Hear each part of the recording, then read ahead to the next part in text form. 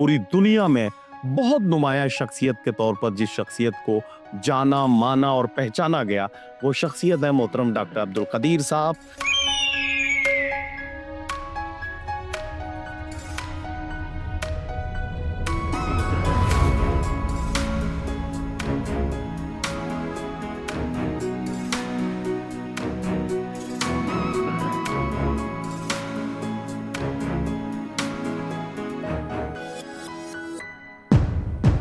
इंशाअल्लाह यूनिवर्सिटी का हालात बनेंगे, आप तमाम की बीदर वालों की दुआएं रहेंगी तो इंशाअल्लाह यूनिवर्सिटी की भी ख्वाहिश पूरी करेंगे।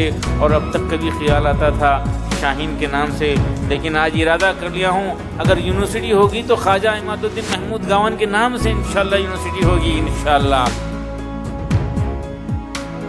मज़ीद 200 स्कूल्स को हम एकेडमिक सपोर्ट देंगे। अरे वाह, एकेडमिक सपोर्ट देंगे। शाहीन के 110 जूनियर कॉलेजेस हैं, +2 के सेंटर्स हैं, मज़ीद 100 नए सेंटर्स को हम एकेडमिक सपोर्ट देंगे।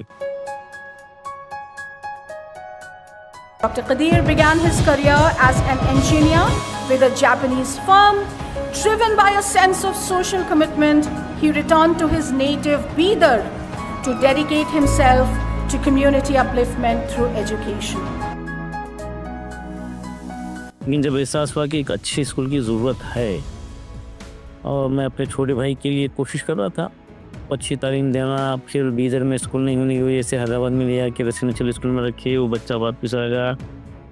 और जब ये एहसास हो गया कि वो वापस आ गया और ये तालीम छोड़ दिया, ड्रॉप आउट हो गया, तो उस लम्हा एहसास हुआ कि हम इतना सब कुछ कर रहे हैं तो ये हाल है बच्चे का। कई लोग ये सब कुछ नहीं कर सकते, उनके बच्चों का क्या होगा? तो ना सबके लिए कुछ हल निकाला जाए और एक स्कूल शुरू किया जाए।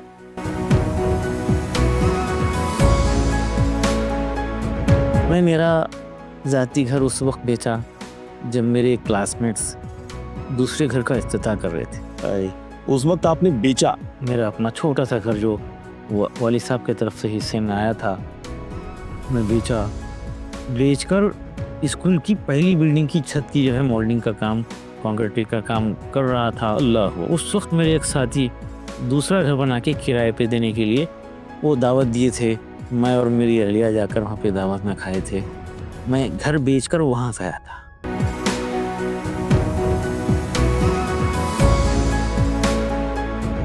हमारी तरजीहात में सबसे अहम तरीन तरजीह जो है औलाद की तालीम व तरबियत हो जाए। बेशक।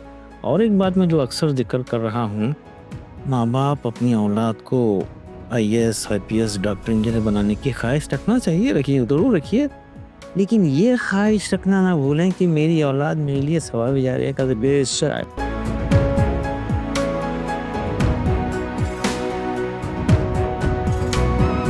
ये जो इंस्टीट्यूशन है, ये जो कॉलेज है, इसमें सिर्फ बीदर के बच्चे नहीं पढ़ते, इसमें हिंदुस्तान के हर शहर के बच्चे पढ़ते हैं। यहाँ पूरा हिंदुस्तान बैठा है।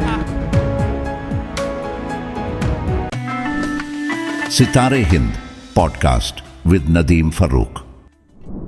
बहुत दिनों के बाद एक बार फिर आपसे मुलाकात हो रही है। आपकी वही पसंदीदा सीरीज जिसे आपने बहुत पसंद किया और जो आपका रिएक्शन था उसने हमें बार बार इंस्पायर किया कि हम कुछ और बड़ी शख्सियत के साथ आपकी मुलाकात कराएं। सितारे हिंद वो सीरीज है जिसे आपने बहुत पसंद किया है। जाहिर है कि उसी सीरीज के तहत आप मुख्तलिफ शोबाजात में काम करने वाली अहम शख्सियत जिन्होंने अपने अपने फील्ड में नुमाया कारकर्दगी की, नुमाया कारनामे किए और उसके बाद उन्होंने एक शख्स से शख्सियत तक का सफर तय किया, ऐसी ही शख्सियत से आपने बार बार मुलाकात की है।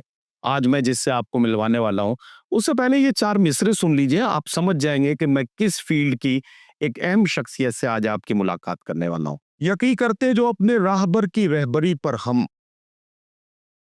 यकीन करते जो अपने राहबर की रहबरी पर हम, तरक्की के न जाने कितने जीने चढ़ गए होते, अगर हम रोज के खाने से एक लुकमा बचा लेते, अदा सुन्नत भी होती और बच्चे पड़ गए होते। हजरात गिरामी, मैं आज बात कर रहा हूं एक ऐसी शख्सियत की जिसने बहुत मुश्किल हालात में तालीम का एक आसान रास्ता निकालने का ख्वाब देखा और उस ख्वाब को ताबीर तक पहुंचाने के लिए अपनी पूरी ताकत जिस काम को कामयाब करने के लिए लगाई और आज के अहद में पूरी दुनिया में बहुत नुमाया शख्सियत के तौर पर जिस शख्सियत को जाना माना और पहचाना गया, वो शख्सियत है मोहतरम डॉक्टर अब्दुल कदीर साहब, फाउंडर और chairman Shaheen group of institutions, Bidar, Karnataka, जिनसे आप बखूबी वाकिफ हो सकते हैं या हो सकता है कि आप में से बहुत सारे लोगों ने उनका सिर्फ नाम सुना हो, उनकी शख्सियत के बहुत सारे पहलू अभी तक आपसे छुपे हों।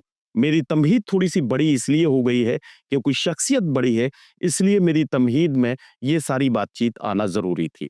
मैं आपकी मुलाकात जनाब डॉक्टर अब्दुल कदीर साहब जो बीदर कर्नाटक से ताल्लुक रखते हैं और शाहीन ग्रुप ऑफ इंस्टीट्यूशंस के जरिए तालीम को आसानी के साथ उन लोगों तक पहुंचाने की जद्दोजहद करने वाली अहम शख्सियत, जिन तक तालीम को पहुंचना बहुत मुश्किल माना जा रहा था, उसे किस आसानी के साथ डॉक्टर साहब ने पहुंचाया है, इसे आप समझेंगे जब हम डॉक्टर साहब से मुलाकात शुरू करेंगे। अस्सलाम वालेकुम। डॉक्टर साहब, पहले तो आपका बहुत शुक्रिया कि आपने हमें अपना कीमती वक्त दिया। मुझे आपकी मसरूफियत का अंदाज़ा है, जहाँ तक मेरे इल्म में है अभी आप 24 घंटे पहले किसी दूसरे मुल्क में थे और वहाँ से फिर दिल्ली आए और दिल्ली से फिर आपको लखनऊ आना था। यहाँ एक बड़ी कॉन्फ्रेंस में आपको शिरकत करनी थी। मैं चूंकि बहुत दिनों से आपसे गुजारिश कर रहा था तो आज आपने वक्त दिया, इसके लिए आपका बहुत शुक्रिया। पहला सवाल तो नहीं कहूँगा, चूंकि तारुफ कराना है तो मैं बस यहाँ से बार को जोड़ रहा हूँ।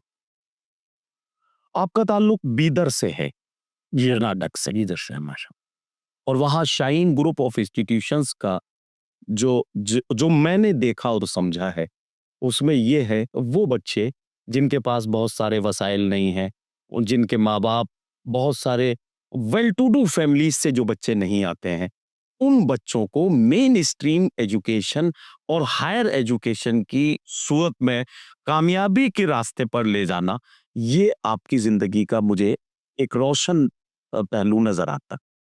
ये सिलसिला कैसे शुरू हुआ डॉक्टर साहब? जी, जब एहसास हुआ कि एक अच्छे स्कूल की ज़रूरत है बीदर में, जी मैं सिविल इंजीनियर जॉब कर रहा था। मरुबनी कॉरपोरेशन जापान की एक कंपनी है जी उसके तहत एक कोल्ड स्टोरेज बन रहा था, उसमें सिविल इंजीनियर था मैं। लेकिन जब एहसास हुआ कि एक अच्छे स्कूल की ज़रूरत है और मैं अपने छोटे भाई के लिए कोशिश कर रहा था अच्छी तालीम देना, फिर बीदर में स्कूल नहीं होने की वजह से हैदराबाद में ले आके रेसिडेंशियल स्कूल में रखे, वो बच्चा वापस आ गया। और जब ये एहसास हो गया कि वो वापस आ गया और ये तालीम छोड़ दिया, ड्रॉप आउट हो गया, तो उस लम्हा एहसास हुआ कि हम इतना सब कुछ कर रहे हैं तो ये हाल है बच्चे का। कई लोग ये सब कुछ नहीं कर सकते, उनके बच्चों का क्या होगा? तो ना सबके लिए कुछ हल निकाला जाए और एक स्कूल शुरू किया जाए, और वो एक मुख्तलिफ स्कूल होगा, जी स्कूलों में एक इजाफा नहीं होगा। बहरहाल 17 बच्चों के साथ एक कमरे में जिसकी प्लास्टर फ्लोरिंग नहीं हुई थी, एक कमरे में बगैर प्लास्टर और फ्लोरिंग के कमरे में जिसका कंस्ट्रक्शन 2 साल से रुका हुआ था, अरे वाह, और एक टीचर 17 बच्चे इन बिटवीन एकेडमिक ईयर 1989 1 दिसंबर को जी काम शुरू किए। मैं वो गली में बाहर ठहरता था, टीचर अंदर पढ़ाते थे। अल्हम्दुलिल्लाह आज 111 सेंटर इंडिया में काम कर रहे हैं, 45,000 से ज़ायद स्टूडेंट्स बेनिफिट ले रहे हैं, और एक तालीमी तहरीक चल पड़ी है शाहीन के हवाले से। और हमारे गरज़ व मक़ासिद में यही था, हम स्कूल शुरू कर रहे थे, नर्सरी स्कूल शुरू कर रहे हैं, और गरज़ व मक़ासिद में यह है कि मुसलमानों में तालीमी शऊर बेदार करना, वो तलबा को पाक व साफ माहौल मुहैया करना ताकि वो मुस्तक़बिल के अच्छे शहरी बने, जी बच्चों को कॉम्पिटिटिव एग्ज़ामिनेशन के लिए तैयार करना, फिर पुरअमन बक़ाए बाहम का एहसास फ़रोग़ पाए ऐसा माहौल देना। जी ये गरज़ व मक़ासिद के तहत काम शुरू करे। अल्हम्दुलिल्लाह आज अल्लाह का फ़ज़ल है, शाहीन अपने मक़ासिद को पूरा करने के लिए आगे बढ़ा। और यकीनन बहुत तेजी के साथ शाहीन की जो तरक्की है पूरे मुल्क में, मैं समझता हूँ कि लखनऊ जैसे शहर में आपके तीन सेंटर्स होना इस बात की दलील है कि आपकी तरफ लोग जो है वो बहुत उम्मीद भरी नज़र से देख रहे हैं और लोग लगातार आपके इस सिलसिले में जुड़ते जा रहे हैं। अच्छा डॉक्टर साहब, मैं एक चीज़ जानना चाहता हूँ। आमतौर पर तालीमी इदारे के बारे में जब लोग तसव्वुर करते हैं तो वो ये सोचते हैं कि एक ऐसा तालीमी इदारा बनाया जाए जो हमारे लिए हमें इनकम जनरेट करने का हमारा एक बिजनेस मॉड्यूल बन जाए और बिजनेस मॉड्यूल की तरह देखता है। लेकिन मैं आपके बारे में पढ़ता हूं तो मुझे मालूम होता है कि वो बच्चे जिनके माँ बाप ने पैसे की कमजोरी की वजह से उन्हें मदारिस में तालीम दिलाई, उन्हें सिर्फ कुरान की तालीम दिलाई, उन्हें सिर्फ हिफ्ज कराया और वो हाफिज होके उनकी जिंदगी वहां रोक सी गई थी। वो उनका उनके बारे में उनके आसपास के लोगों का भी तसव्वुर ये था कि ये अब कल को किसी मस्जिद में इमाम हो जाएगा या फिर किसी मदरसे में मुदर्रिस होकर ये भी चंदे की रसीदें लेके निकल पड़ेगा। मैं सॉरी टू से जो इस तरह के बच्चे हैं, मैं इसको बिल्कुल बुरा मानने की जरूरत नहीं है। मैं इसमें जो सच्चाई है, जो हकायक है, मैं उन पर बात कर रहा हूं। वहां एक उम्मीद की किरण बनकर आई शाहीन। शाहीन ने यह कहा कि वो बच्चे जो हिफ्ज कर चुके हैं, यानी उनके पास कुछ ना कुछ तो ऐसी खास बात है कि जिन्होंने पूरा कुरान अपने सीने में महफूज कर लिया, इनको डॉक्टर भी बनाया जा सकता है, इंजीनियर बनाया जा सकता है, वकील बनाया जा सकता है। ये सोच आपकी कैसे डेवलप हुई?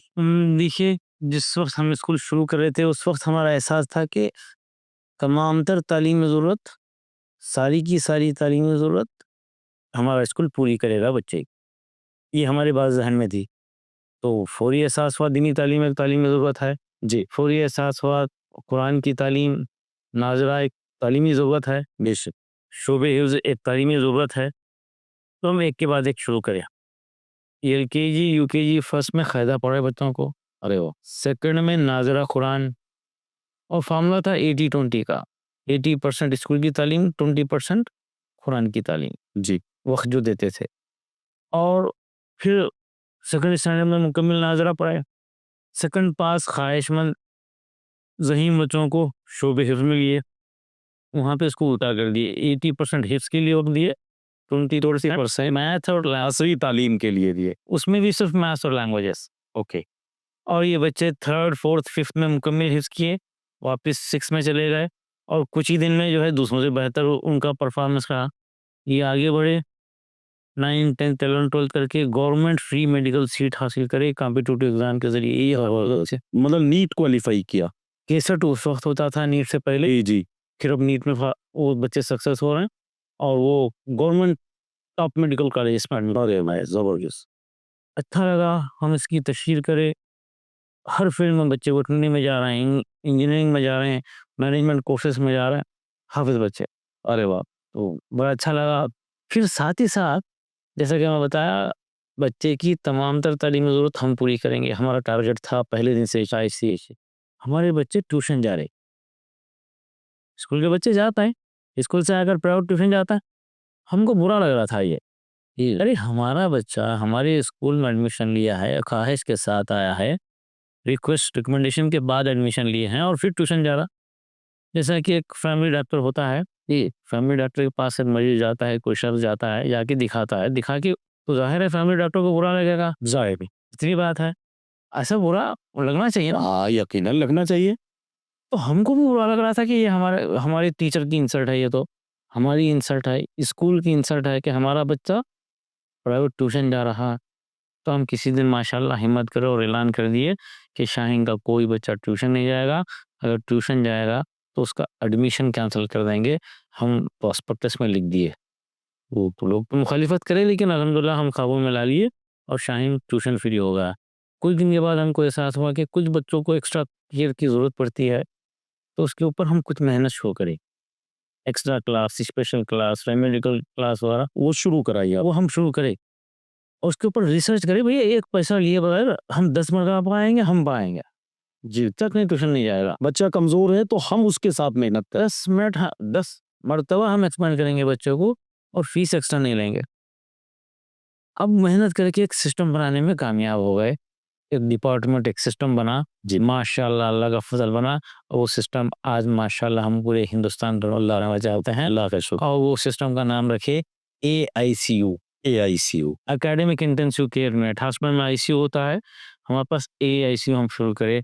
माशाल्लाह बच्चों को जो है ज़रा सा कमज़ोर बच्चों को थोड़ी सी मैथमेटिक्स और लैंग्वेजेस और वहाँ पे उस डिपार्टमेंट में रखकर एक टीचर 6 बच्चे होते हैं और वहाँ पे सिर्फ मैथ्स और लैंग्वेज का इलाज होता है, दूसरा कोई और इलाज नहीं होता। हाँ, वो ड्राइंग नहीं कराते, वहाँ पे साइंस नहीं पढ़ाते, हिस्ट्री नहीं पढ़ाते, सोशियोलॉजी नहीं पढ़ाते। मैथ पे और लैंग्वेजेस ये 2 ठीक हैं तो बाकी के सब ठीक हो जाएँगे, हमारा एहसास था और माशाल्लाह ये सक्सेस हो गया। एक तरफ हमारे बच्चे हाफ़िज़ बच्चे डॉक्टर बन रहे हैं, दूसरी तरफ ड्रॉपआउट बच्चों को हम लिए और एआईसीयू में रखकर उनको आगे बढ़े, वो सक्सेसफुल हो रहे हैं। तो 17 साल 18 साल पहले मुझे ख़्याल आया, ये तरीक़ा कार हिंदुस्तान के तमाम हुफ़्फ़ाज़ के लिए अपनाया जा सकता है और इसका यकीनन ये ज़्यादा इसका रिज़ल्ट निकलेगा क्योंकि हाफ़िज़ ज़हीन होते हैं, हाफ़िज़ मेहनती होते हैं और फ़ौरी हम तजुर्बा किए और एक प्रोग्राम बने, प्रोग्राम का नाम रखे हिफ्ज़ुल कुरान प्लस। हिफ्ज़ुल कुरान प्लस नाम रखे और कुछ बच्चों को लेके मेहनत करे, माशाल्लाह 4 साल का प्रोग्राम था, 3 साल में मुकम्मल हुआ। अरे वाह! और पहली बैच के बच्चे माशाल्लाह गवर्नमेंट मेडिकल कॉलेज में फ्री सीट लिए, अरे ज़बरदस्त! कंप्यूटर के ज़रिए वो फिर उसको प्रमोट करे, फिर इसकी हम हिंदुस्तान भर में तशहीर करें। इब्तिदा में मदरसे के लोग एतराज़ कर रहे थे, लेकिन रफ्ता-रफ्ता माशाल्लाह अब इसको पूरे मुल्क भर में इंट्रोड्यूस करने में अल्लाह का फ़ज़ल हुआ, बड़ी कामयाबी मिली है। मज़ीद मेहनतों की ज़रूरत है, दीन ऐसी तालीम दोनों एक साथ चलें। वो दौर जिस दौर में एक छत के नीचे दीनी तालीम और उसकी तालीम दोनों हुआ करती थी, ये इंसानी तारीख़ का सबसे सुनहरी दौर हुआ करता था। इसको अलग करके यकीनन बड़े नुकसान में आए हैं। माशाल्लाह ये आगे बढ़ा है और अब गवर्नमेंट ऑफ कर्नाटका की स्पॉन्सरशिप से हम कर्नाटका के 100 मदरसों में दीनी तालीम के साथ-साथ असली तालीम को इंट्रोड्यूस करने में कामयाब हो गए हैं। अल्लाह करे कि वो तजुर्बा कामयाब हो जाए, 1.5 साल से चल रहा है और ये कामयाब हो जाए तो इंशाल्लाह पूरे मुल्क भर में इसको पेश किया जाए। डॉक्टर साहब, जितना मैं समझ पा रहा हूँ इस पूरे बात को, मेरे रोंगटे खड़े हो रहे हैं ये सब सुन के।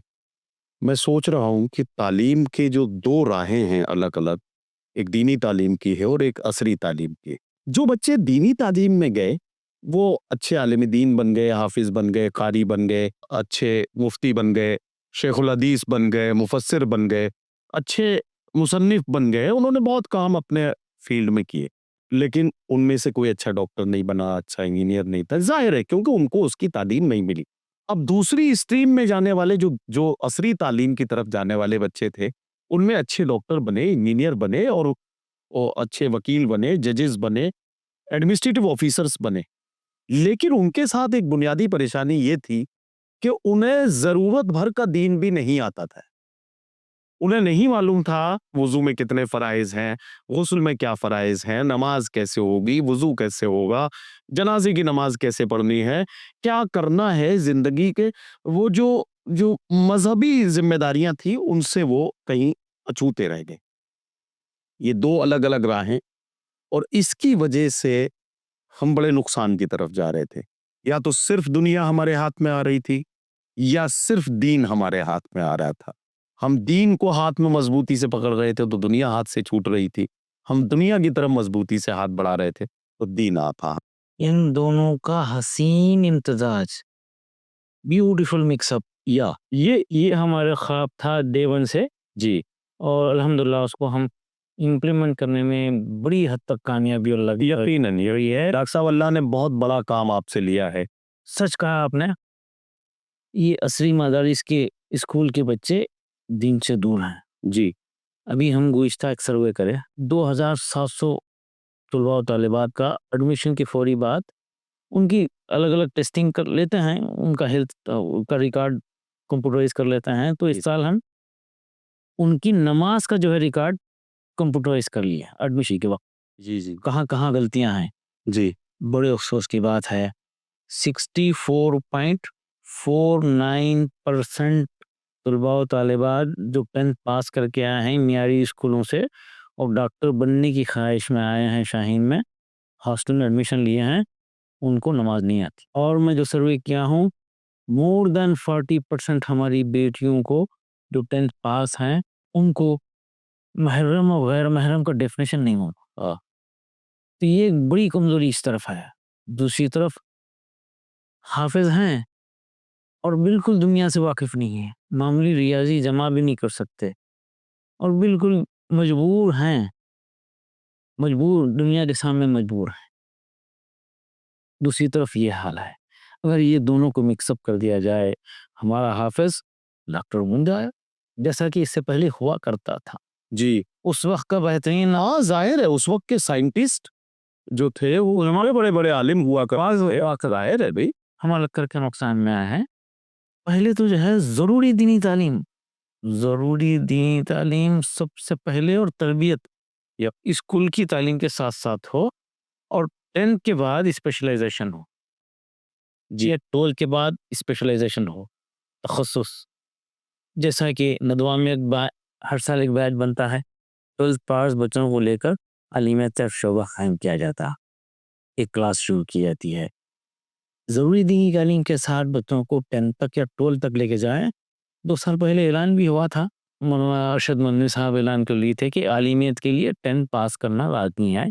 बड़ा अच्छा लगा, लेकिन मैं किसी वजह से पता नहीं इम्प्लीमेंटेशन में आया, काश ऐसा हो जाए और ये बड़े मदारिस इस बात का ऐलान कर लें, तो हर मदरसे का बच्चा 10th पास कर लेगा। अरे उसको ज़ुबानें, लैंग्वेजेस आना चाहिए बिल्कुल। फिर स्पेशलाइज़ेशन के लिए एक तरफ हो सकता है 12 के बाद, 10 के बाद, ग्रेजुएशन के बाद स्पेशलाइज़ेशन हो सकता है। आलिमियत स्पेशलाइज़ेशन है। देखिए हिफ्ज़ करना फ़र्ज़ किफ़ाया है। आलिमियत फ़र्ज़ किफ़ाया है, लेकिन ये ज़रूरी दीनी तालीम जो है ये फ़र्ज़ ऐन है। बेशक, बेशक, बेशक। फ़र्ज़ ऐन है ये। मैं चाह रहा हूँ कि हमारे मदारिस को, ख़ासतौर पर बड़े मदारिस या जहाँ कहीं गुंजाइश है, जगह है, तो वहाँ पर एक फ़र्ज़ ऐन का शोबा शुरू करें। एक फ़र्ज़ ऐन का शोबा शुरू करें और उस इलाके के ड्रॉपआउट बच्चों को, मदरसा छोड़ दिए ऐसे बच्चों को, स्कूल छोड़ दिए ऐसे बच्चों को लाएँ, 2 साल का कोर्स बनाएँ, उसमें ज़रूरी दीनी तालीम दें, साथ ही साथ उनकी तरबियत करें, उनको एक तर्ज़ ज़िंदगी सिखाएँ, ज़रूरी दीनी तालीम के साथ-साथ और 10th पास कराएँ, तो फिर देखिए हिंदुस्तान का एक बच्चा भी जो है ड्रॉपआउट में रहेगा, वो हर बच्चा तालीम से जुड़ेगा और वो तहज़ीब याफ़्ता भी हो जाएगा और ज़रूरी दीनी तालीम से जुड़ जाएगा, तो हर दीनी मदरसे में एक एक फ़र्ज़ ऐन वाला शोबा या नाम रखिए आप, दीनी तालीम का शोबा रखिए और इसको आगे बढ़ाइए। इसके लिए हम पूरा प्रोजेक्ट बनाए हैं और कुछ मुक़ामात पर, 2-3 मुक़ामात पर ये शुरू भी कर दिए हैं। क्या अच्छी बात है। मैं यहाँ डॉक्टर साहब को रोक के एक बात अपने तमाम बिरादरान वतन को भी बता दूं, जो मुख्तलिफ मज़ाहिब के मानने वाले लोग हैं। आप सोच रहे होंगे कि हम सिर्फ मुसलमानों की बात कर रहे हैं, हम सिर्फ मुसलमानों की तालीम की बात कर रहे हैं, हम दीनी तालीम और दुनियावी तालीम का इम्तिजाज जो डॉक्टर साहब अभी जिक्र कर रहे थे, हम उसका जिक्र कर रहे हैं, तो आखिर सिर्फ मुसलमानों की बात क्यों की जा रही है? मैं आपको बताना चाहता हूँ, तमाम जो रिपोर्ट्स हैं, सच्चर कमेटी की रिपोर्ट या रंगनाथ मिश्रा कमीशन की रिपोर्ट, ये बताती है मुसलमानों में तालीम की जो कमी है उसका जिक्र जो है वो बार-बार किया गया है। एक बात यहाँ समझना और ज्यादा जरूरी है कि हिंदुस्तान की दूसरी सबसे बड़ी आबादी है मुसलमान। अगर ये तालीम में पीछे रह गए या ये तालीम में पिछड़ गए तो इससे मुल्क का नुकसान होना है, इससे मुल्क कमजोर होगा। जाहिर है कि इस करोड़ों की आबादी में से अगर लाखों डॉक्टर्स, इंजीनियर्स, अच्छे सिविलियंस, अच्छे ऑफिसर्स, अच्छे जजेस और वकील और अच्छे एडमिनिस्ट्रेटिव ऑफिसर्स निकलेंगे, तो जाहिर है कि इससे समाज मजबूत होगा, समाज खूबसूरत होगा और हमारा मुल्क तरक्की करेगा। इस वजह से हम उस दबे कुचले हुए समाज की तालीमी हालत पर आज बात कर रहे हैं, जिस पर बात करना बहुत जरूरी है। इस वक्त आप जो इस पॉडकास्ट के साथ जुड़े हैं, मैं बड़े अदब के साथ आपसे अर्ज कर रहा हूं, थोड़ी देर के लिए ये चश्मा उतार दीजिए कि ये सिर्फ हिंदू या मुसलमान या सिख या ईसाई, मजहबी चश्मा उतार के आप सिर्फ ये सोचिए कि मुल्क की एक बड़ी आबादी जो तालीम से छूट गई है, उसे मेन स्ट्रीम तालीम में लाने के लिए डॉक्टर साहब जैसी बड़ी शख्सियात ने या डॉक्टर साहब ने जो जद्दोजहद की है, हम आज उसका जिक्र कर रहे हैं। और जब इस नजरिए से आप देखेंगे तो आप भी डॉक्टर साहब की तारीफ किए बगैर नहीं रह पाएंगे। अब मैं फिर से लौट के आता हूँ, डॉक्टर साहब ये AICU क्या है? मैं एक बात बताऊं, मैं बीदर गया था मुशायरे में, शाहीन का मुशायरा था वो, मेरी आपसे उससे पहले कोई मुलाकात नहीं थी, आपका ज़िक्र सुना था मैंने, आपसे मुलाकात नहीं थी। तो हम होटल में पहुँच गए थे, तो मैं जो कमेटी के लोग थे उनसे मैंने कहा, मैंने डॉक्टर साहब से कब मुलाकात होगी? कहा कि जब आप कैंपस चलेंगे तब आपकी डॉक्टर साहब से मुलाकात होगी। अच्छा, जब हम होटल से निकले, गाड़ी में बैठे थे, तब वो ज़िक्र हुआ एआईसीयू और ये। अब मुझे तजस्सुस हुआ कि मैं ये जो एकेडमिक इंटेंसिव केयर यूनिट है, मैं इसको देखूँगा। अब डॉक्टर साहब वो जो मैंने देखा कि एक टीचर बैठा है और 2 बच्चे इधर बैठे हैं, 2 बच्चे इधर बैठे हैं और 2 बच्चे इधर बैठे हैं। 6 बच्चे, 1 टीचर। मैं सिर्फ़ इतना समझ पाया। आप इसे ज़रा तफ़सील से बताइए कि इंटेंसिव केयर यूनिट है क्या? जी, जी, ये है।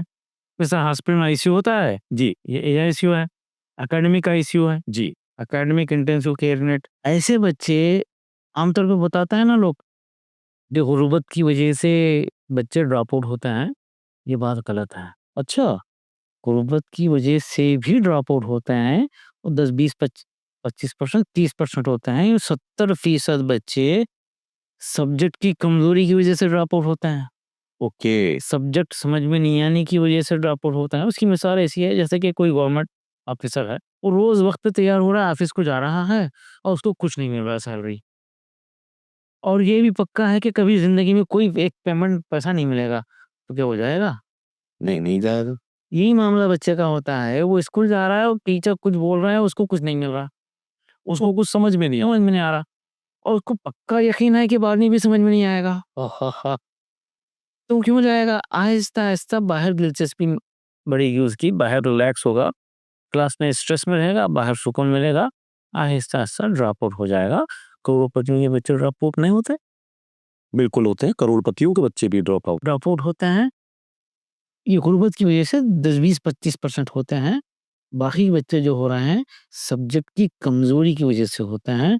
ये सब्जेक्ट में कमज़ोरी ना आए, उसके लिए ये एआईसीयू काम करता है। सब्जेक्ट की कमज़ोरी अक्सर क्यों आती है? उसकी बेसिक है न्यूमरेसी एंड लिटरेसी, मैथमेटिक्स और लैंग्वेजेस। ये ठीक हो जाएँगे तो बाकी सब चीज़ें ठीक हो जाते हैं। हिंदुस्तान में पता नहीं 80% 60% बच्चे ऐसे हैं जो 9th में चले गए, उनको 3rd की लिखने टेक्स्ट बुक का जो है लिखने और पढ़ने नहीं आता। एडिशन एंड मल्टीप्लिकेशन नहीं आता, वो 10th तक चले जाता है। अरे उनकी रियाज़ी और ज़ुबानें ठीक करो, मैथमेटिक्स और लैंग्वेज ठीक करो, उसको साइंस भी समझ में आएगी और दूसरे सब्जेक्ट भी समझ। हाँ, अगर उसकी ज़बान मज़बूत नहीं है, ज़बान ठीक नहीं है, तो वो क्या समझेगा इसी असल में ऐसे ड्रॉप आउट बच्चों को या ऐसे बच्चे जो कभी ज़िंदगी में स्कूल नहीं गए थे या ऐसे बच्चे हिफ़्ज़ मुकम्मल कर लिए हैं या मदरसा दरमियान में छोड़ दिए हैं, उनको उनकी रियाज़ी और ज़ुबानें ठीक की जाती हैं वो एआईसीयू में। और बच्चे हर एक की ज़रूरत अलग है, 6 बच्चे हैं तो 6 की लेवल स्पीड अलग है, ज़रूरत अलग है, उम्र अलग हो सकती है। यस, और जहाँ तक आता है वहाँ से उनको लेके आगे जाते हैं। फिर उसकी उम्र के हिसाब से उसके क्लास के काबिल उसकी रियाज़ी और ज़ुबान, मैथ्स और लैंग्वेजेस ठीक करके उसको उस क्लास में बिठाया जाता है। और ये एडमिशन साल के पूरे जो है 365 दिन चलते हैं। अच्छा, ये एआईसीयू में एडमिशन 3 पूरे 365 दिन चलते रहते। आप कहीं हॉस्पिटल में सुने हैं क्या आईसीयू में मंडे या हाँ, हाँ, ये बिल्कुल ये आईसीयू वाला पैटर्न है। सेम कॉन्सेप्ट है और उसमें कोई तय नहीं है कि इतने दिन रहेंगे। अच्छा, एआईसीयू में 4 महीने, 3 महीने, 2 महीने नहीं, जब वो ठीक हो जाएगा उसको जनरल वार्ड में शिफ्ट कर दें। अरे वाह! रेगुलर क्लास में अरे वाह, वाह, वाह, वाह! क्या कहना? और अब माशाल्लाह हिंदुस्तान भर के ड्रॉपआउट बच्चे जो माँ-बाप मायूस हैं वो भी इधर आते हैं। सालाना 800 हज़ार बच्चे आ रहे हैं और एएसयू के ज़रिए रेगुलर क्लासेस में जा रहे हैं। उनकी तरबियत हो जा रही है, वो डिस्ट्रैक्शन से बच जा रहे हैं, वो मोबाइल फ़ोन से बच जा रहे हैं। और अब इसी महीने नवंबर 2025 की 28 और 29 तारीख को इंडिया भर में वो एनजीओज़ जो ड्रॉपआउट के लिए काम कर रहे हैं, उनको बुलाकर हम एक नेशनल कॉन्फ्रेंस क हमारी ख़्वाहिश है कि ये जो तजुर्बा एआईसीयू का है और इंडिया में कई लोग एनजीओज़ ड्रॉपआउट के लिए काम कर रहे हैं, सब एक-दूसरे के तजुर्बे से वाकिफ़ हो जाएँ और मुल्क भर में एक तहरीक चले, कोई बच्चा ड्रॉपआउट ना रहे। उसके लिए हम कोशिश कर रहे हैं मुल्क भर में, हमारे मुल्क के अज़ीज़ में ऐसे वो तमाम एनजीओज़ जो ड्रॉपआउट की फ़िक्र कर रहे हैं, ड्रॉपआउट के लिए काम कर रहे हैं, वो हमारी वेबसाइट shaheen.group.org पे विज़िट करें, रजिस्ट्रेशन करें और वीज़ा तशरीफ़ लाएँ। आइए, हम सब मिलकर इस बड़े मसले को हल करेंगे। एक बच्चे को बचाएंगे तो एक घर बन जाएगा। अरे वाह! एक माँ की दुआ लग जाए तो दुनिया आखिरत में कामयाबी मिल जाएगी। हमारे मुल्क में कोई ड्रॉप आउट बाकी ना रहे। ये मदरसे में अगर मदरसा एक ज़रूरी दीनी तालीम का शोबा शुरू हो जाए और ये ड्रॉप आउट वाले फ़िक्र करें, एक मस्जिद के इलाके में मस्जिद वाले, एक मस्जिद का इलाका तय हो जाए और उस मस्जिद के इलाके के लोग, मस्जिद कमेटी के सदर सेक्रेटरी भी उसमें शामिल हो सकते हैं। मस्जिद के इलाके के लोग उस मस्जिद के इलाके में एक गरीब बच्चे को चुनें और उस मस्जिद के इलाके में चंदा जमा करें। जो कुछ भी चंदा जमा हुआ उस मस्जिद के इलाके के किसी स्कूल में ले आके बोलें, ये हम चंदा जमा करके लाए हैं, इस मस्जिद के इलाके का बच्चा है। हम जो है मस्जिद के इलाके के लोग हैं, ये काम किए हैं। मुझे यकीन है कि वो स्कूल जो कुछ भी कलेक्शन होगा उसमें बच्चे को पढ़ा देगा। ये सिर्फ इन्वॉल्वमेंट की ज़रूरत है। Social involvement. सोशल कम्युनिटी का इन्वॉल्वमेंट। कम्युनिटी जब इसमें इन्वॉल्व हो जाएगी तो समझिए कि ये ड्रॉपआउट का मसला हल हो जाएगा। दूसरा कोई रास्ता नहीं है। हम लॉकडाउन के बाद एक स्कीम निकाले थे हमारी ये अपनी एक स्कीम शाहीन की तरफ से, केयर्स के नाम से, community aid and response towards educational support. अरे वाह! वही मस्जिद के इलाके में एक बच्चे को चुनें और चंदा जमा करें, 40% जमा करके लाएं, शाहीन 60% फीस माफ कर देगा। वाह वाह वाह! अब हम बता रहे हैं, ये कॉलोनी वाले ये तय करें, कॉलोनी में एक बच्चों को चुनें, कॉलोनी में चंदा जमा करें और किसी भी स्कूल में जाएँ, शाहीन में आना ज़रूरी नहीं है। हम तो वेलकम है ऐसे बच्चों को करते हैं। मैं समझता हूँ हिंदुस्तान का हर वो स्कूल अगर इस तरह से अप्रोच करेंगे, तो उनका इंशाअल्लाह उम्मीद है कि वो ले लेगा और ये बच्चे बच जाएँगे, हमारा मुल्क बन जाएगा इंशाअल्लाह। बेशक, बेशक। अच्छा डॉक्टर साहब, एक पर्सनल सा सवाल है, चूँकि इसमें मैं ज़्यादा रिलेट कर सकता हूँ। एजुकेशन के हवाले से आप एक इंजीनियर थे, सिविल इंजीनियर के तौर पे आप जॉब कर रहे थे। चूँकि अगर मैं अपनी ज़िंदगी को पीछे पलट के देखता हूँ, तो मेरा जो एजुकेशनल बैकग्राउंड है, मैं भी मेरे माँ-बाप ने भी पढ़ा-लिखा के मुझे इंजीनियर ही बनाया था और आपको जान के हैरत होगी कि मैं भी सिविल इंजीनियर ही था। अब मैं अपने बारे में सोचता हूँ कि अगर नदीम फ़र्रुख सिर्फ़ एक सिविल इंजीनियर होता, तो वो उसी ज़िले में पहचाना जाता, जिस ज़िले में मेरी पोस्टिंग होती। ज़्यादा से ज़्यादा लोग मुझे उसी ज़िले में जानते और पहचानते, जिस ज़िले में मेरी पोस्टिंग होती। वहाँ लोग मुझे थोड़ा बहुत जानते। कोई मुझे कहता है कि बहुत ईमानदार है, कोई कहता बहुत बेईमान है। ये मेरा आम तासुर मेरे बारे में लोगों का होता, बस। इसके अलावा कुछ नहीं। लेकिन जब नदीम फ़र्रुख एक शायर के तौर पर मैं देखता हूँ और जब पूरी दुनिया से जो मुझे लोगों की मोहब्बतें मिलती हैं, अब मैं अपने आप पर, चूँकि ये मेरी आपबीती है, तो मैं आपबीती को अब आपके नज़रिए से देख रहा हूँ, आप मेरे सामने। अगर डॉक्टर अब्दुल कदीर सिर्फ़ एक सिविल इंजीनियर होते, तो ज़ाहिर है कि जिस जगह आप पोस्टिंग होती, जिस जगह आप जॉब करते, वहीं के लोग आपको पहचानते। आपके बारे में वही राय कायम करते कि बहुत अच्छे आदमी हैं, बहुत खराब आदमी हैं, बहुत बेईमान हैं, बहुत ईमानदार हैं, बहुत अच्छे हैं, बड़ा तजुर्बा है, बड़े काम करते हैं। लेकिन आज डॉक्टर अब्दुल कदीर ने जो एक बड़ा कारनामा, जो बीदर जैसे एक छोटी, मैं उसको मेट्रो सिटी नहीं कहूँगा, एक छोटे कस्बे से, बीदर मेरे ख्याल से गालिबन गुलबर्गा ज़िले में है ना? या बीदर खुद ज़िला है? इधर ज़िला बीदर खुद ज़िला है। बीदर एक डिस्ट्रिक्ट हेडक्वार्टर है। तो बीदर जैसे एक छोटे शहर से आपने ये सिलसिला शुरू किया और आज मैं समझता हूँ कि दुनिया के हर मुल्क में जहां आप पहुंचे हैं वहां भी लोग शाहीन को जानते हैं और जहां अभी तक आप नहीं पहुंचे हैं या जहां के लोग आप तक अभी तक नहीं पहुंच पाए हैं, वहां भी लोग शाहीन को जानते हैं। ये एक बड़ा काम है जो अल्लाह ने आपसे लिया है। अल्लाह इससे ज़ाहिर है कि आपको मुबारक, और अल्लाह इसे और ज़्यादा कामयाबियों से हमकिनार करे, मैं इसकी दुआ करता हूँ। आपको कैसा लगता है ये सब? देखिए, ये महज़ अल्लाह का फ़ज़ल है। मैं समझता हूँ कि इसमें मैं कुछ नहीं किया। मिन जानिब अल्लाह जो ख़्याल आया, उसको मैं उसके अल्लाह की तरफ से एक अमानत समझा और उस ख़्याल को ख़्वाहिश में बदला और उसके लिए मेहनत शुरू करा। जी, मैं कुछ ताकत ना सलाहियत आगे बढ़ता रहा। ये अल्लाह काम लिया। अगर मैं इंजीनियर होता, जी, मैं वही वही अगर मैं इंजीनियर होता, मेरे 3 घर होते। बिल्डिंगें होते हैं हाँ जाहिर है। और मैं किराया लेकर रिटायरमेंट के बाद जी। खाता घर में रेंटल इनकम से। रेंटल इनकम आता। अगर मैं गल्फ में रह के आता हाँ तो कॉर्नर का प्लॉट होता, एक कॉम्प्लेक्स होता, नीचे सामने 11 मलियाँ होते, पीछे 3 फ्लैट होते, ऊपर 8 फ्लैट होते और मैं किराया खाता रेंटल खाते बैठता। आज मेरा घर ज़ाती घर अजीज भी नहीं बनाया मैं मेरा ज़ाती घर उस वक्त बेचा जब मेरे क्लासमेट्स दूसरे घर का इफ्तिताह कर रहे थे। भाई, उस वक्त आपने बेचा। मेरा अपना छोटा सा घर जो वालिद साहब की तरफ से हिस्से में आया था, मैं बेचा। बेचकर स्कूल की पहली बिल्डिंग की छत की जो है मोल्डिंग का काम, कंक्रीट का काम कर रहा था। अल्लाह हो। उस वक्त मेरे एक साथी दूसरा घर बना के किराए पे देने के लिए वो दावत दिए थे। मैं और मेरी अहलिया जाकर वहाँ पे दावत में खाए थे। मैं घर बेचकर वहाँ से आया था। अभी भी घर बनाने का मौका नहीं मिला, उधर ध्यान नहीं दिया, वक्त नहीं मिला।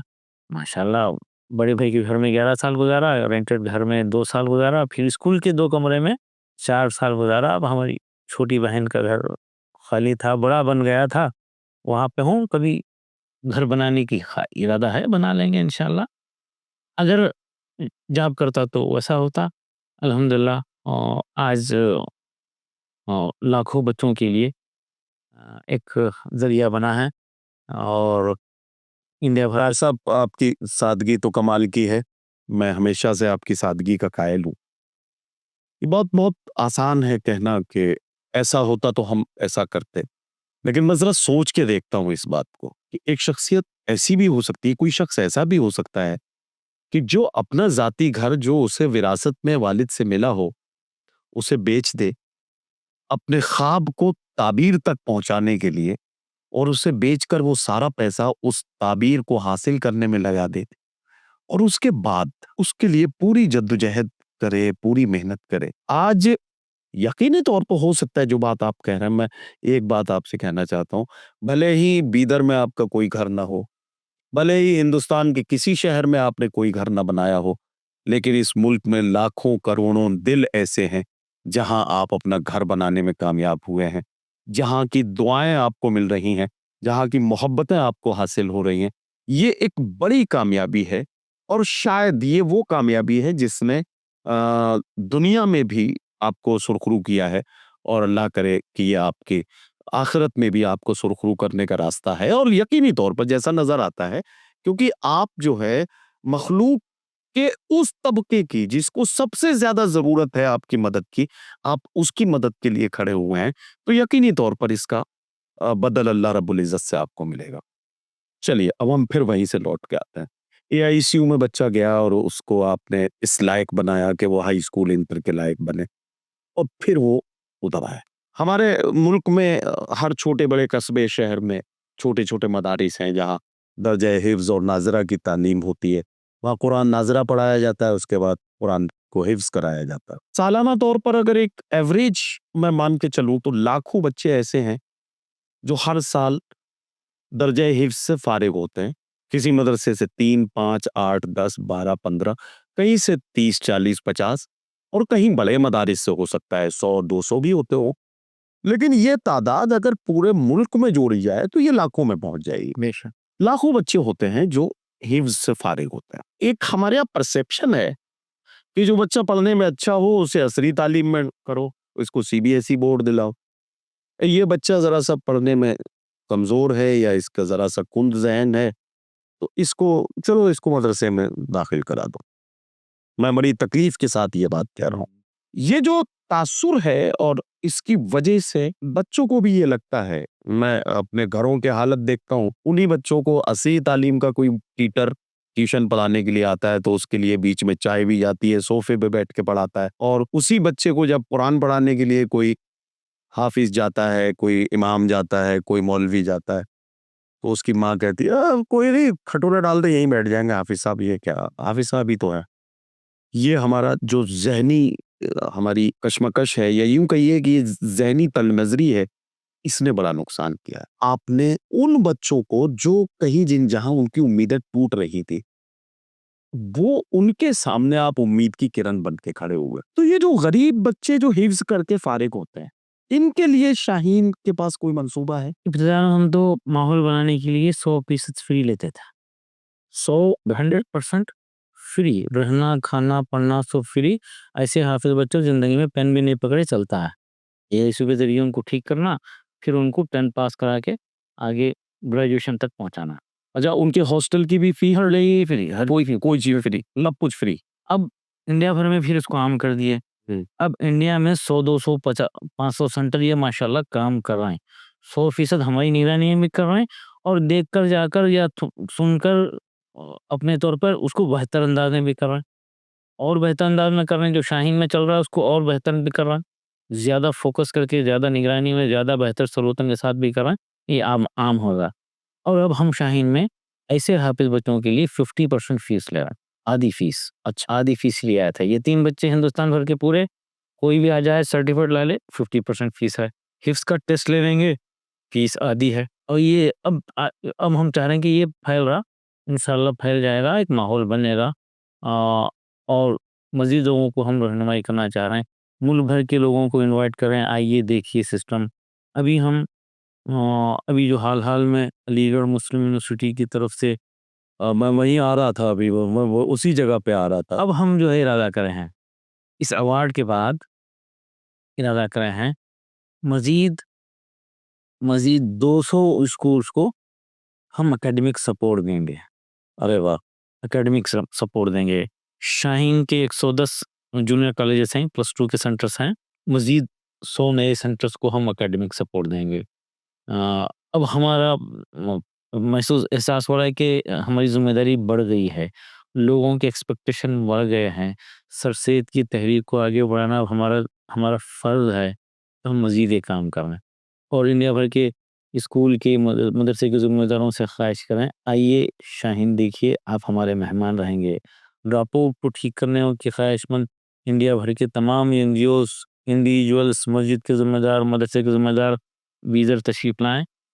29 और 30 नवंबर 2025 को 29 और 30 नवंबर 29 और 30 नवंबर को इसी 2025 में इसी साल के आएँ, देखें, एक दूसरे को तजुर्बा से फ़ायदा उठाएँ और एक माहौल बने। माहौल बनाना है वो और कम्युनिटी का इन्वॉल्वमेंट बढ़ाना है, इसकी हम ख़्वाहिश करते हैं। अच्छा डॉक्टर साहब, मैं अपने नाजरीन को एक बात बता दूं कि जिस अवार्ड का आपने हल्के से जिक्र कर दिया, वो मैं बार बार कह रहा हूँ, आपकी सादगी का मैं कायल। साथियों, जिस अवार्ड का जिक्र किया है डॉक्टर साहब ने, ये वो अवार्ड है जिसके लिए आप सबको चाहिए कि आप डॉक्टर साहब को इसके लिए मुबारकबाद दें। आमतौर पर मेरे एक पिछले पॉडकास्ट में आपने एक बड़ी शख्सियत के साथ जब पॉडकास्ट सुना था, देखा था, तो उसमें ये कहा गया था कि अलीगढ़, सर सैयद ने एक अलीगढ़ दिया और अलीगढ़ ने डॉक्टर्स दिए, इंजीनियर्स दिए, फिलोसोफर दिए, साइंटिस्ट दिए, लेकिन अलीगढ़ एक दूसरा सर सैयद नहीं दे पाया।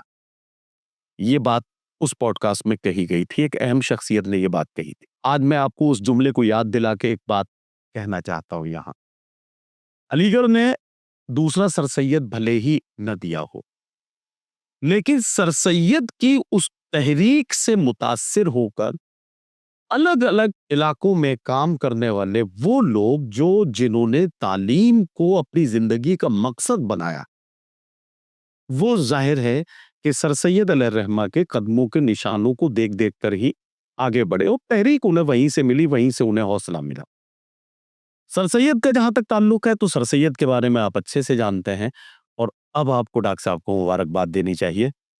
डॉक्टर अब्दुल कदीर साहब को, जो चेयरमैन हैं, फाउंडर हैं शाहीन ग्रुप ऑफ इंस्टीट्यूशंस के, इन्हें सर सैयद अलैहिर्रहमा के नाम से मंसूब एक बड़ा अवार्ड अलीगढ़ मुस्लिम यूनिवर्सिटी ने इस साल 2025 में सर सैयद अवार्ड, गालिबन उसका क्या, sir Syed excellence award, sir Syed excellence award 2025, ये डॉक्टर साहब को जाहिर है कि अलीगढ़ मुस्लिम यूनिवर्सिटी की तरफ से दिया गया है। तो यकीनी तौर पर ये डॉक्टर साहब की जो खिदमात हैं, डॉक्टर साहब की जो मेहनतें हैं और डॉक्टर साहब की जो तालीम के लिए जद्दोजहद है, ये इसका सही मतलब मैं कह सकता हूँ कि एमयू के एडमिनिस्ट्रेशन ने, एमयू के लोगों ने और जो भी ज्यूरी रही होगी, उन्होंने डॉक्टर साहब के नाम को चुनकर यकीनी तौर पर एक बिल्कुल सही सिलेक्शन किया है। इसके लिए मैं उनका भी शुक्रिया अदा करता हूँ और डॉक्टर साहब आपको इसके लिए बहुत-बहुत मुबारकबाद। जी, शुक्रिया। इस सिलसिले में जी, अलीगढ़ हज़रत सैयद एक्सीलेंस अवार्ड 2025 जो दिया गया है, इसमें अलिगेरियंस जो दुनिया भर में फैले हुए हैं, वो सबकी तरफ से मुबारकबाद। सब अपने तमन्नाएँ, ख़्वाहिशात शाहीन के साथ जोड़े हैं और मैं उनसे भी ख़्वाहिश करता हूँ जो पूरी दुनिया में भर में फैल गए हैं, वो अपने-अपने वतन में तालीम के हवाले से फ़िक्र करें। वो जहाँ वहीं के हैं, जहाँ कहीं भी हैं, यूएस में, अमेरिका में, हर जगह हैं, वो अपने वतन अज़ीज़ जहाँ पे वो पैदा हुए थे, जहाँ पे वो इब्तिदाई तालीम हासिल करे थे, हाँ, वो हिंदुस्तान के किसी शहर में, देहात में, छोटे से क़रिये में थे, तो वहाँ के लोगों की ज़रूरत पूरी करें, वहाँ पे अवेयरनेस के लिए तहरीक करें, वहाँ से बैठकर फ़ोन करें, वहाँ से थोड़ा-सा सपोर्ट करें। वहाँ की मस्जिद स्टडी सर्कल कायम करने के लिए तरग़ीब दें। अरे वाह, वाह! वहाँ के एक बच्चे के लिए 4 दोस्त मिलकर एक बच्चे की सपोर्ट करके उसको तालीम से जोड़ें। अगर ये हो जाए तो इंशाअल्लाह मुल्क के एक-एक बच्चे का मसला हल हो जाएगा। और आज जो अहम मसला अब चल रहा है, उम्मीद पोर्टल में औक़ाफ़ी जायदादों के रजिस्ट्रेशन का, ये काम के लिए भी मैं मुल्क भर में जो लोग हैं, बड़े शहरों में जो लोग हैं, एस्टैब्लिश्ड लोग हैं, अच्छे खासे सेटल लोग हैं, वो अपने वतन में जाके, अपने शहर में जाकर थोड़ा-सा वक़्त लगाएँ और वो औक़ाफ़ी जायदादों को उम्मीद पोर्टल में रजिस्टर करने के लिए फ़िक्र करें, लोगों को तरग़ीब दें, उनको गाइड करें, कंप्यूटर के ज़रिए, फुल टाइम स्टाफ के ज़रिए। ये एक अहम काम है जो 5 दिसंबर को उसकी डेट ख़त्म होने जा रही है। उम्मीद है कि एक्सटेंड होगी, लेकिन हम अपनी तैयारी करें। अपने भाई की कोई प्रॉपर्टी है, उसको बचाने के लिए लड़ी-झगड़ा करते हैं। बिल्कुल, अपने दोस्त की प्रॉपर्टी, अपने साले और बहनोई की प्रॉपर्टी को, ये अल्लाह की प्रॉपर्टी को बचाने के लिए फ़िक्र नहीं करना चाहिए? करनी चाहिए। तो आइए इस तरफ तवज्जो दें, जिधर में हम कोशिश कर रहे हैं, वो कोशिश जो कर रहे हैं, हम मस्जिद को मरकज़ बना के काम कर रहे हैं। एक मस्जिद है, मस्जिद के इलाके में 12 प्रॉपर्टी हैं औक़ाफ़ी। तो मस्जिद में लिस्ट लगा दिए हैं कि ये इस मस्जिद के इलाके में ये 12 प्रॉपर्टी हैं।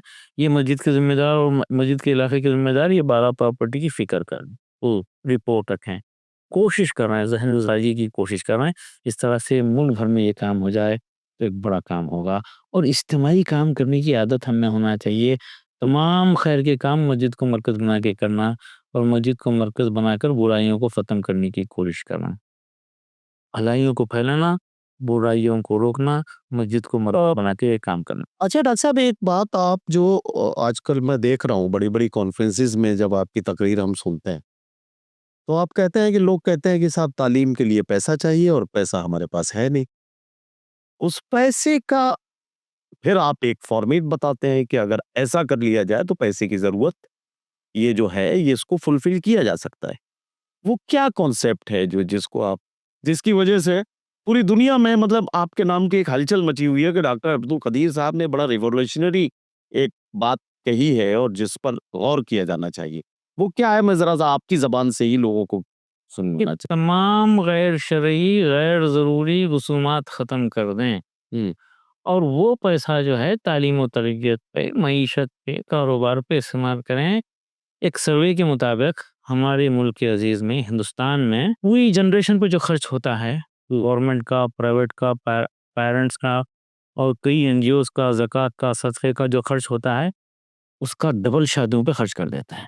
हुँ, ये पैसा शादियों पे फ़िज़ूल ख़र्ची ख़त्म करके तालीम और तरबियत पे लगाओ, मसला हल हो जाएगा। वो समाज, वो देश, वो मिल्लत तरक्की नहीं कर सकती, जो अपनी औलाद की तालीम से ज़्यादा उसकी शादियों पे खर्च कर। क्या अच्छी बात कही है आपने। हम शादियों पर ज़्यादा हमारे खर्चे का फ़ोकस है। हम शादियों पे लाखों रुपए खर्च करने के लिए तैयार हैं, लेकिन तालीम पर खर्च करने से हमें लगता है कि हमारे पास पैसे की कमी है। जितने एनजीओज़ इंडिया में काम कर रहे हैं, हुँ, जितने बैतुल माल काम कर रहे हैं, जितने लोग स्कॉलरशिप दे रहे हैं, वो सारी मुजमी अमाउंट का 100 गुना शादियों पे खर्च कर दे रहे हैं। सही कह रहा है। 100 गुना खर्च कर दे रहे हैं। तो ये कैसा हल होगा? हाँ, इस पे तवज्जो दें। बेहतरीन निकाह वो है जिसमें कम खर्च हो, कम खर्च का अपोज़िट है ज़्यादा खर्च, बेहतरीन का अपोज़िट है बदतरीन।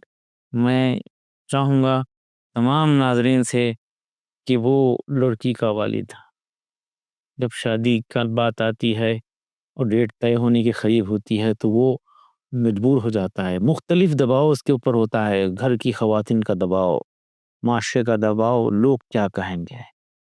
वो अपने साथियों का एहसास, वो अपने बॉस का, अपने सबॉर्डिनेट्स का एहसास, अपने कस्टमर्स का एहसास मुतासिर करना है, कस्टमर्स को मुतासिर करना है, अपनी दौलत का नुमाइश की तरफ उसकी ध्यान जाता है, उसका दिमाग मखलूज हो जाता है।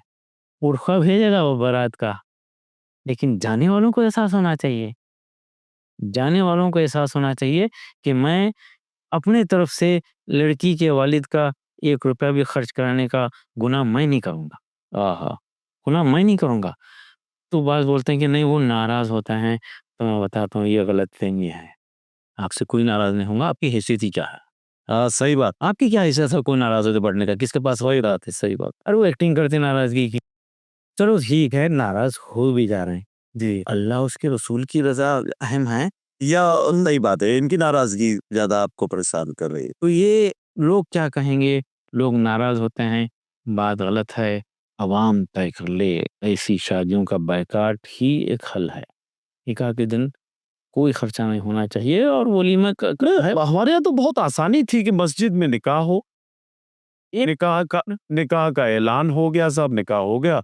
निकाह के बाद लड़के के घर वाले अगर उनकी जितनी वुसअत है उस हिसाब से वो वलीमा करें और वलीमे के लिए भी ये कहा गया कि कोई जरूरी नहीं है कि आप 5,000 लोगों का दावत का प्रोग्राम करेंगे तो वलीमा होगा।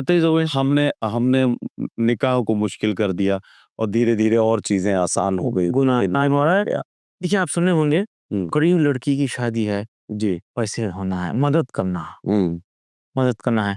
आज तक कभी सुने गरीब लड़के की शादी है, मदद करना है? हाँ, ऐसा तो कभी सुना नहीं।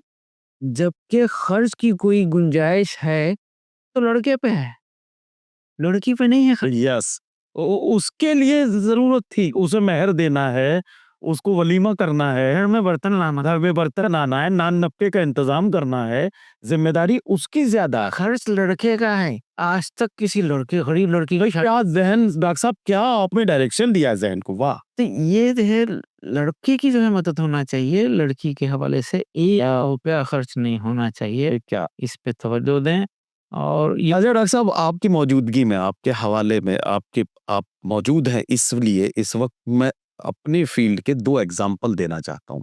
हम बात कर रहे थे अभी कि उन उन बच्चों की कि जो हाफिज कुरान हो जाते हैं और उनको असरी तालीम के जरिए मेन स्ट्रीम में मुल्क की ताकत बना के उनको डॉक्टर्स, इंजीनियर्स और जिम्मेदार शहरी बनाना, ये हमारी उस तहरीक की कोशिश है।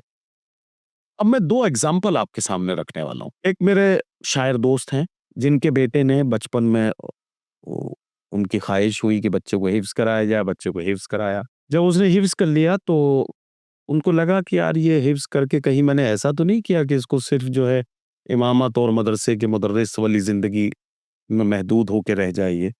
तो उन्होंने अपने बच्चे से ये जानने की कोशिश की, क्या तुम और पढ़ना चाहते हो? बच्चे की थोड़ी सी दिलचस्पी नजर आई तो उन्होंने उसको बच्चे को असरी तालीम की तरफ डाइवर्ट किया। बच्चे ने हाई स्कूल किया, इंटर किया, फिर ग्रेजुएशन किया, पोस्ट ग्रेजुएशन किया और उसके बाद उस बच्चे ने पीएचडी किया। माशाल्लाह, माशाल्लाह। पर्शियन लैंग्वेज में उस बच्चे ने पीएचडी किया। बच्चा एक्स्ट्रा ऑर्डिनरी इम्तियाजी हैसियत के साथ तालीम में आगे बढ़ रहा था। आपको जान के हैरत होगी कि वो बच्चा जिसे 20 साल पहले लोग ऐसा समझ रहे थे कि ये एक हाफिज कुरान बन के किसी मदरसे में से मजबूर बच्चों को कुरान पढ़ाएगा और 5,000 रुपए की 8,000 रुपए की तनख्वाह पाएगा, या किसी मस्जिद में इमामत करके ये 5-7 हजार रुपए 10,000 रुपए की तनख्वाह पाएगा, वो बच्चा आज दिल्ली यूनिवर्सिटी में असिस्टेंट प्रोफेसर है।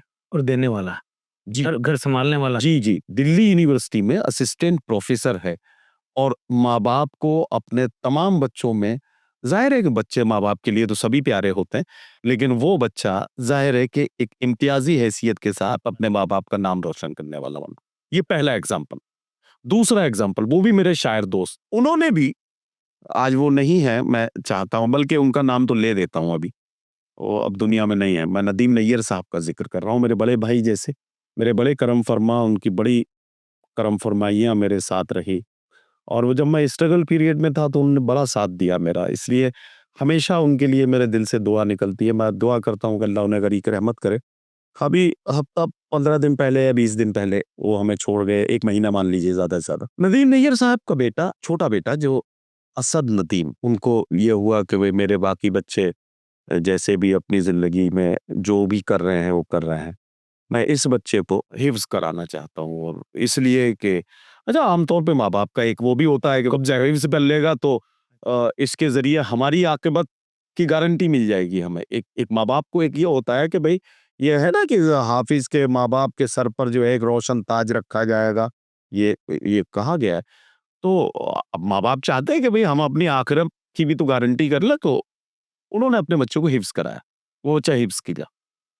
हिफ्ज़ करने के बाद लोगों ने उस बच्चे को थोड़ा-सा ये समझ लिया कि अरे अब जैसे आम तौर में हिफ्ज़ करने वाले बच्चों को थोड़ा-सा उस नज़रिए से लोग देखते हैं कि अरे ये क्या, तो यहीं तक। उस बच्चे ने इस बात को दिल पर लगा लिया।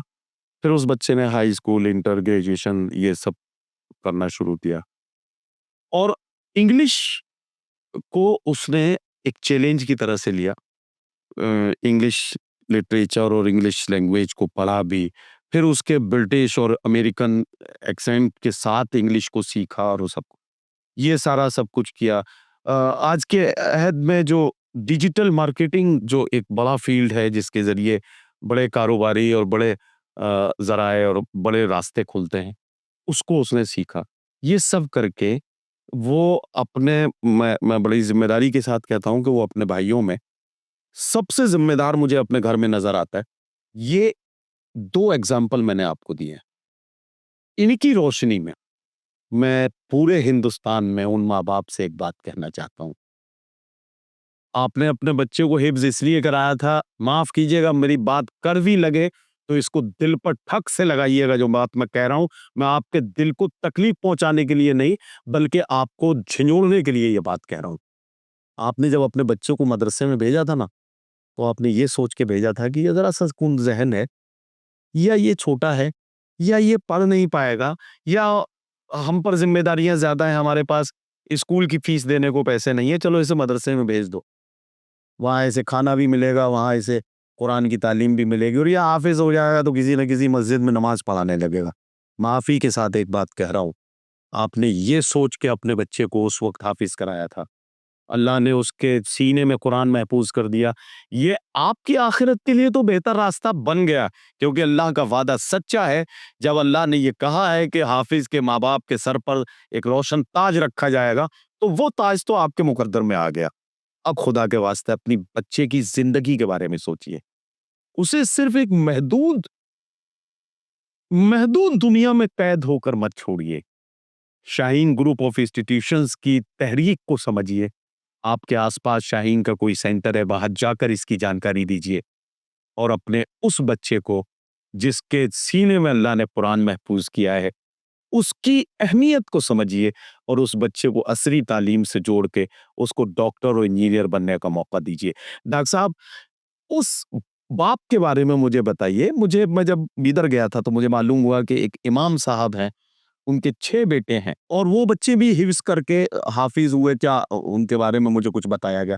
और फिर वो शाहीन से जुड़े, और फिर उसके बाद उनमें से कितने भाई डॉक्टर, जरा उसके बारे में मुझे बताइए। ये पहले बैच में जब हम ऐलान किए थे तो बैंगलोर से एक मौलाना तशरीफ लाए, हाफिज साहब वहाँ पे जो है इमामत करते थे। अच्छा, और वो सालार पेपर में न्यूज़ देखे, बैंगलोर के लेके आए, तो पूछ रहे थे मुझे तफसीली। तो मैं बोला बेफिक्र रहिए, जिम्मेदारी हमारी। उन्होंने बोले कभी कुछ नहीं करा स्कूल, कभी स्कूल नहीं गया, पेन नहीं पकड़ा, कुछ नहीं आता स्कूल में, बेफिक्र रहिए, हमारी जिम्मेदारी है। बहर अल्लाह का फजल हुआ, वो बच्चा पहले साल 10th पास करा और 2 साल 11th 12th करा। 11th 12th के साथ केसेट में रैंक ला लिया, और रायचूर गवर्नमेंट मेडिकल कॉलेज में एमबीबीएस सीट मिल गई। वो एमबीबीएस मुकम्मल करके अब प्रैक्टिस कर रहा और पीजी की तैयारी कर रहा। उसका छोटा भाई एमबीबीएस कर रहा, वो भी हाफिज। उसका छोटा भाई बीडीएस कर रहा, वो भी हाफिज। उसके 2 और एक भाई एमबीबीएस में एडमिशन ले लिया, वो भी हाफिज। और 2 भाई हैं जो अब शाहीन में पढ़ रहे हैं, वो और ज़्यादा ज़हीन हैं। उम्मीद है कि वो दोनों को भी एमबीबीएस सीट मिल जाएगी, यानी एक हाफिज वालिद के 6 हाफिज बच्चे माशाल्लाह डॉक्टर बन रहे हैं। ये इंशाल्लाह कमाल है, कमाल दे दूंगा। ये देखिए डॉक्टर साहब, मैंने ये बात आपसे आखिर में इसलिए पूछी है कि मैं उन माँ बाप को ये बात समझाना चाहता हूँ जिन्होंने सिर्फ ये समझ लिया कि हमारे बच्चे ने हिफ्ज कर लिया, हमने अपना फर्ज पूरा कर दिया, अब ये अपने खाने कमाने के लिए चाहे चंदे की रसीदें लेके निकल पड़े या मस्जिद कमेटी के लोगों की दुत्कारें खाए।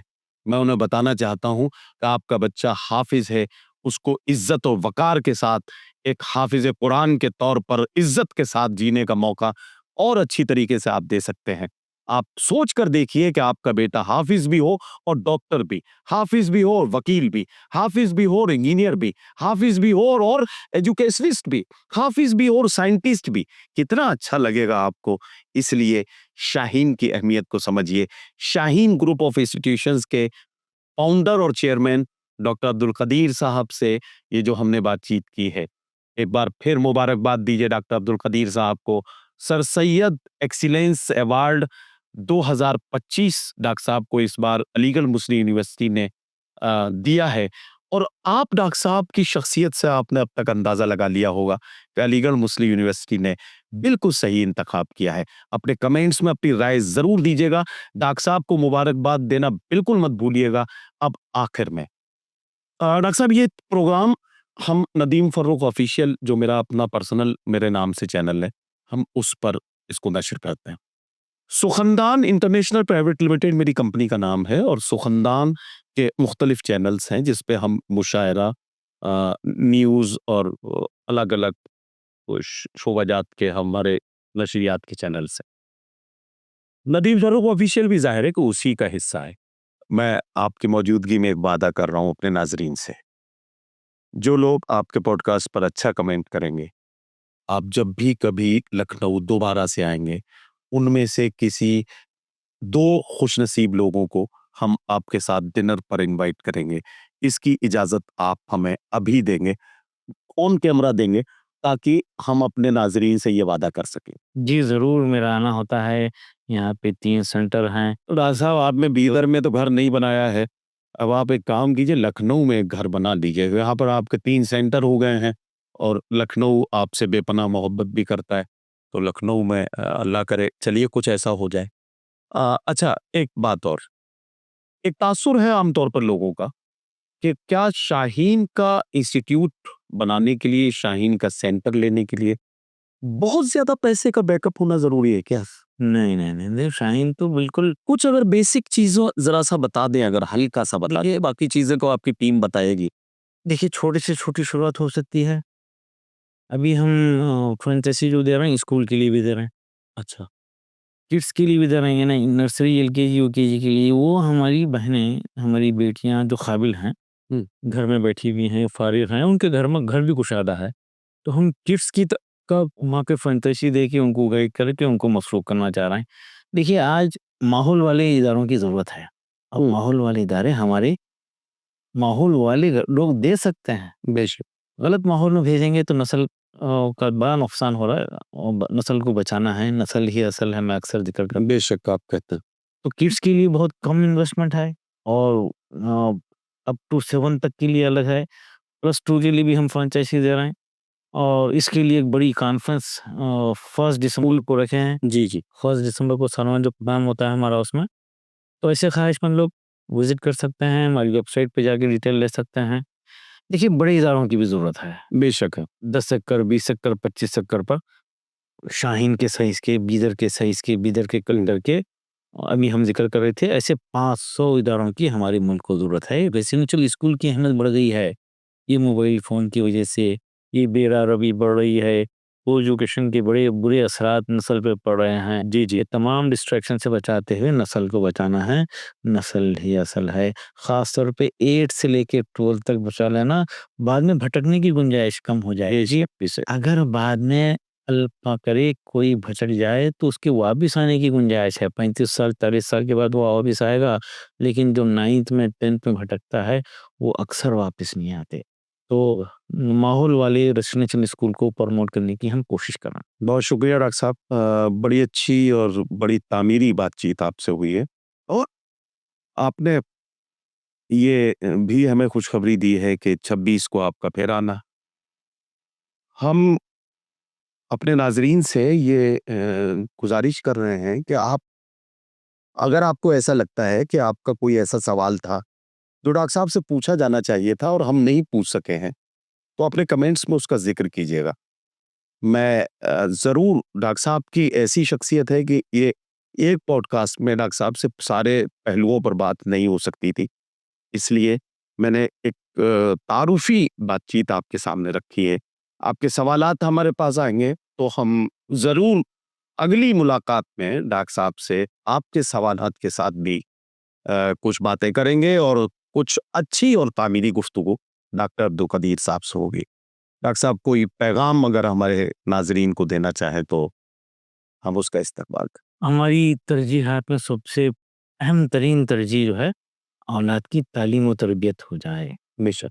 और एक बात मैं जो अक्सर ज़िक्र कर रहा हूँ, माँ-बाप अपनी औलाद को आईएएस, आईपीएस, डॉक्टर, इंजीनियर बनाने की ख़्वाहिश रखना चाहिए, रखिए, ज़रूर रखिए। लेकिन ये ख़्वाहिश रखना ना भूलें कि मेरी औलाद मेरे लिए सवाब जारिया का बेशक, बेशक। मेरी औलाद मेरे लिए जन्नत के हुसूल का ज़रिया बन जाए, जन्नत में दर्जात के बुलंद करने का ज़रिया बन जाए। अगर ये हो जाए तो औलाद भी कामयाब, माँ-बाप भी कामयाब, माशरा और मिल्लत भी कामयाब। ये हमारा टारगेट होना चाहिए। और मैं बच्चों से भी ज़िक्र कर रहा हूँ, ख़ास तौर पे बेटियों से ज़िक्र कर रहा हूँ, अपना ख़्याल रखिए, क्या ना ख़्याल रखिए। और माँ-बाप आपके लिए हारने तैयार हैं।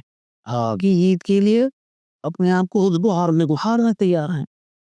कभी ज़िंदगी में माँ-बाप को ऐसा नहीं हराना जिससे उनकी नज़रें नीची हो जाएँ। हाँ, उनकी नज़रें नीची हो जाएँ। कभी ज़िंदगी में ऐसा नहीं, हमारी बेटियाँ और बेटे इस बात का ख़्याल रखना, यही मेरी गुज़ारिश है। बहुत शुक्रिया मेरे दोस्तों। अब चूँकि हमने बहुत बातचीत लंबी हो रही थी, इसलिए इस सिलसिले को अब यहाँ रोकेंगे और मैं आपसे वादा करता हूँ कि आपके सवालात जैसे ही आपके कमेंट्स के ज़रिए हमारे तक पहुँचेंगे, तो हम फिर से एक बार डॉक्टर साहब से टाइम लेंगे और आपके सवालात के साथ फिर से एक बार हम डॉक्टर साहब से मुलाकात करके आपके ज़हन में जो सवाल हैं, उन सवालात का हल भी तलाश करने की कोशिश करेंगे। डॉक्टर साहब ने जो तहरीक बीदर से शुरू की थी, आज हिंदुस्तान से बाहर कई मुल्कों तक फैल चुकी है। अगले किसी एपिसोड में हम आपको उन मुल्कों के भी जो तरक्की का सफ़र है, उनके बारे में हम ज़िक्र करेंगे। आज भी डॉक्टर साहब का सफ़र किसी बैरूनी मुल्क से सोमालिया से डॉक्टर साहब यहाँ हिंदुस्तान पहुँचे थे और गल्फ़ में और ख़ास तौर से यूरोप, अमेरिका और अफ्रीका तमाम तरफ से जो डॉक्टर साहब के इस शाहीन ग्रुप ऑफ इंस्टीट्यूशंस के लिए जिस तरह की मोहब्बतें मिल रही हैं, उससे यकीन है कि पूरी दुनिया डॉक्टर साहब की इस ख़ास तहरीक का हिस्सा बनकर ज़ाहिर है कि हम सब मिलजुल कर कोशिश करेंगे तो नई नस्लों को तालीम से सजाया जा सकेगा और एक खूबसूरत और बहुत ही खूबसूरत समाज का हम लोग उसकी तामीर करेंगे और एक अच्छा समाज बनेगा तो हमारा मुल्क मजबूत होगा। बहुत शुक्रिया, आपका बहुत वक्त अपना हमने लिया है। अपने तासुरात अपने कमेंट्स के ज़रिए हमें ज़रूर दीजिएगा। आपके तासुरात का, आपके रिएक्शंस का, आपके कमेंट्स का इंतज़ार रहेगा। बहुत शुक्रिया। अल्लाह हाफ़िज़।